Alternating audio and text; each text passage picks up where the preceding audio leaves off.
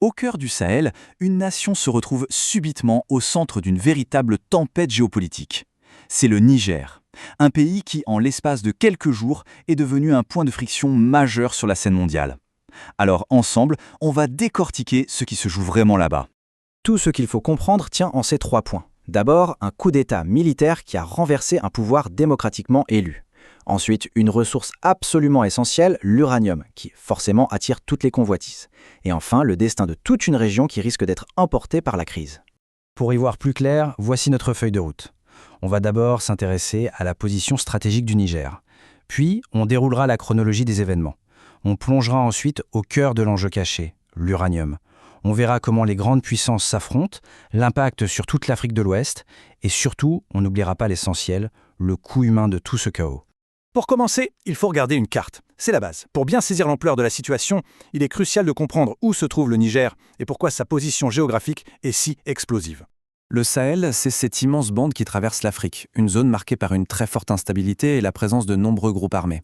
Et au milieu de tout ça, le Niger faisait figure de dernier bastion de stabilité, un allié clé notamment pour les Occidentaux. Son basculement, ça change absolument toute la donne stratégique. Bon, le décor est planté, maintenant revenons à l'événement déclencheur, cette étincelle qui a mis le feu aux poudres, la prise de pouvoir par l'armée. Un événement qui a pris de court une bonne partie du monde. C'est la grande question, n'est-ce pas ? Comment en est-on arrivé là si vite ? En réalité, cette chute n'est pas sortie de nulle part. C'est le résultat de tensions qui s'accumulaient depuis déjà un bon moment. Alors le déroulé a été très rapide. Il y avait d'abord un mécontentement qui montait, lié à l'insécurité qui ne faiblissait pas et à des questions de gouvernance. Et puis l'action. La garde présidentielle se retourne contre le président, le met en détention et annonce avoir pris le pouvoir. Évidemment, la réaction internationale est immédiate, condamnation, sanctions, mais sur le terrain, la junte s'est installée et a commencé à asseoir son autorité. Mais attention, derrière la façade de la crise purement politique, il y a un enjeu économique et stratégique absolument majeur. Une ressource qui explique beaucoup de choses, l'uranium. Alors, l'uranium, pourquoi c'est si important ?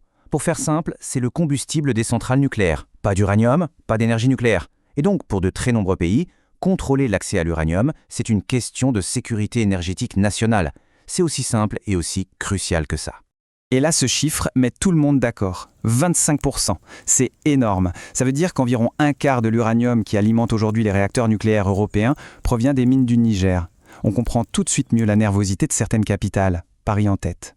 Et quand on compare, c'est encore plus parlant. Le Niger est un fournisseur aussi important pour l'Europe que des géants comme le Kazakhstan ou la Russie. Imaginez donc le risque stratégique si cet approvisionnement était coupé ou s'il passait sous le contrôle d'une puissance rivale.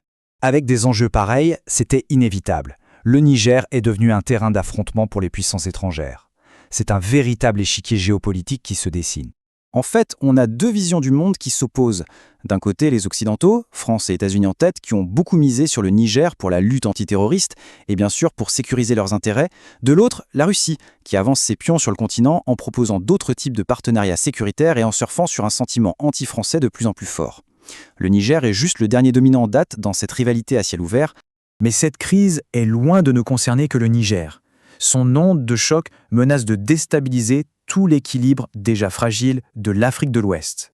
On parle souvent de l'effet domino, et ici, l'image est malheureusement parfaite. Après le Mali et le Burkina Faso, le coup d'État au Niger vient créer une sorte de ceinture des putschs en plein cœur du Sahel. C'est un revers immense pour les efforts de démocratisation dans la région. Les risques sont multiples, et ils sont tous liés. Si le Niger sombre, ça crée un vide sécuritaire qui sera une aubaine pour les groupes terroristes. L'organisation régionale, la CEDEAO, est face à un défi immense qui teste sa crédibilité. Et bien sûr, derrière tout ça, il y a le risque de crise humanitaire et de déplacement massif de population. Parce qu'il ne faut jamais l'oublier, au-delà des cartes et des stratégies, il y a des vies humaines. Il y a la réalité de 25 millions de Nigériens qui sont les premières victimes de ce chaos. Pour la population, les conséquences sont directes et elles sont brutales. L'insécurité qui était déjà là s'aggrave. Les sanctions économiques, même si elles visent la junte, frappent de plein fouet l'un des peuples les plus pauvres au monde. L'accès à la nourriture, aux soins, tout devient plus compliqué. C'est une vie quotidienne qui est totalement suspendue à l'incertitude. Ce proverbe africain résume tout, je crois. Dans ce grand jeu des puissances, dans ces affrontements qui les dépassent, c'est la population nigérienne qui est prise en étau. C'est elle qui souffre le plus. Alors, on en arrive à la question finale, celle qui est sur toutes les lèvres. Le Niger est-il en train de devenir le prochain grand champ de bataille, le nouveau terrain de jeu des puissances mondiales? L'avenir de toute une région et de millions de personnes pourrait bien dépendre de la réponse.